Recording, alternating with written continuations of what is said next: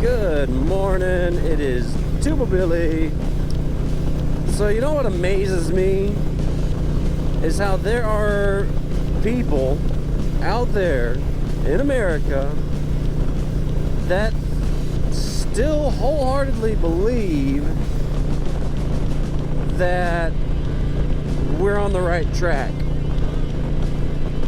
that America's going in a good, positive direction, that Joe Biden and his administration are doing great things in America. Obviously, it's not a majority because his approval rating wouldn't be in the 30s.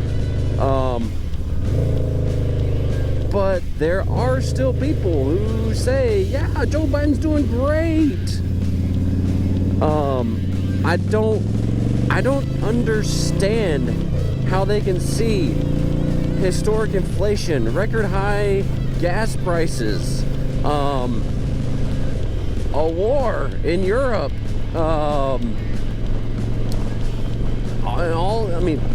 the list goes on and on. A botched exit out of Afghanistan. Countries who are not friendly with us are getting more aggressive. All that has happened within the past year. Since Biden took office, all that has happened. Now their administration, Biden and Psaki and Harris and Pelosi and all of those, they blame everybody else.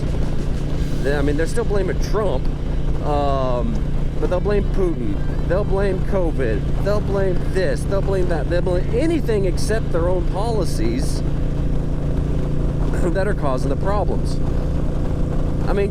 Day one in office, he canceled the Keystone XL pipeline, shut that down, killed tens of thousands of jobs, by the way. Good paying jobs, to use his own words. Stopped drilling on federal lands, and immediately the gas prices started going up. We started importing oil again from, you guessed it, Saudi Arabia, Russia, and lots of other places that don't have America's best interest in mind. And now Saudis aren't even returning their phone calls, so yeah. But how can you look at that and say that he's doing a good job? There are so many people I talked to before the election saying, oh, we got to get Trump out of office. They weren't voting for Biden because they liked his policies. They were voting for Biden because he wasn't Trump. There is so much of a wide divide in the country. Polarization is insane. But you know what? That's been prophesied. I'm a member of the Church of Jesus Christ of Latter-day Saints. We believe that there are, prophets, apostles on the earth today. One of them, his name's Jeffrey R. Holland. And this was back in, I think, 1995. Saying that polarization is going to get worse. You have to make a choice. Not making a choice is a choice. It's just insane to me how prophetic he was. At the same time, the leaders of the church came out with this thing called, Proclamation to the World, the Family. Proclamation on the Family. Where they outlined that marriage between a man and a woman is ordained of God. And that mothers and fathers should raise their children. This was in 95. There wasn't that much of an attack on the family. Now we have organizations saying that their purpose is to break down the nuclear family, to destroy it. You want to know why blacks have a disproportionate amount of crime? It's because over 70% of them live in fatherless homes, single parent homes.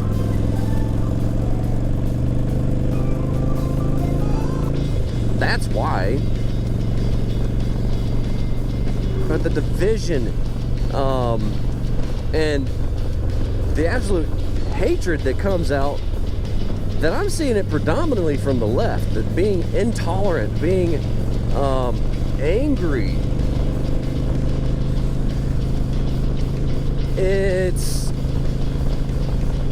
I mean, sure, there's people on the right that get upset too, that get angry, that are irrational. And there's far sides on both spectrums. There's far left, there's far right. I'm not far right. It's just,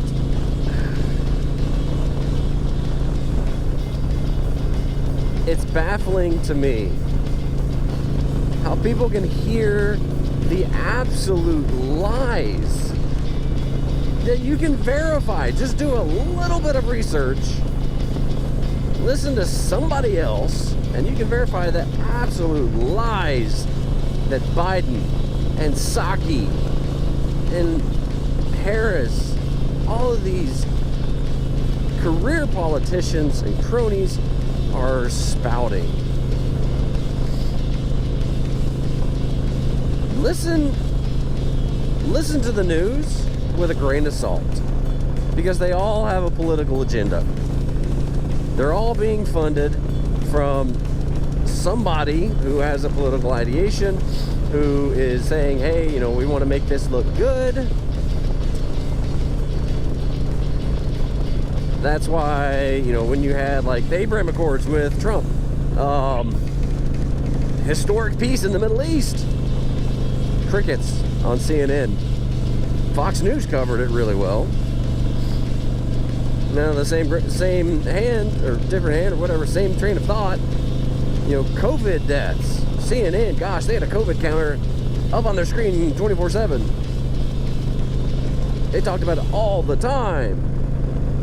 Fox News didn't, because it didn't fit what they wanted, the picture that they wanted to paint of their America.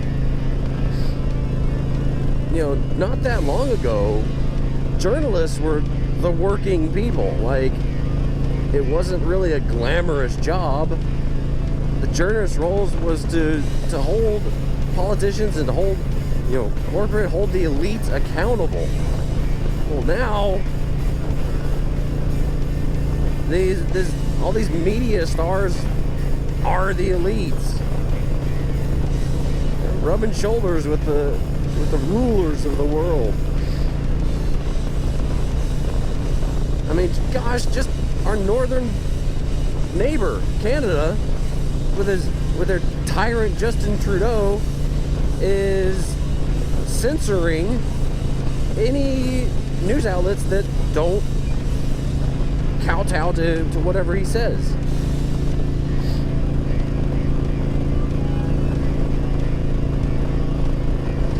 And he's using the guise of, you know, protecting from misinformation and disinformation, when you just don't like opposing views. Heck, I don't like opposing views. If somebody's gonna come and attack me, I don't like it. It doesn't feel good. But especially if I'm an elected official, that comes with the territory, man. You're not gonna make everybody happy. You're gonna have some people that are gonna talk bad about you. That comes with the job. It's their right to do that. But you can't silence them. That's what China does. China is communist. Oh man, it's a messed up world. Please be excellent to each other. Tuba Billy signing out. God be with you till we meet again.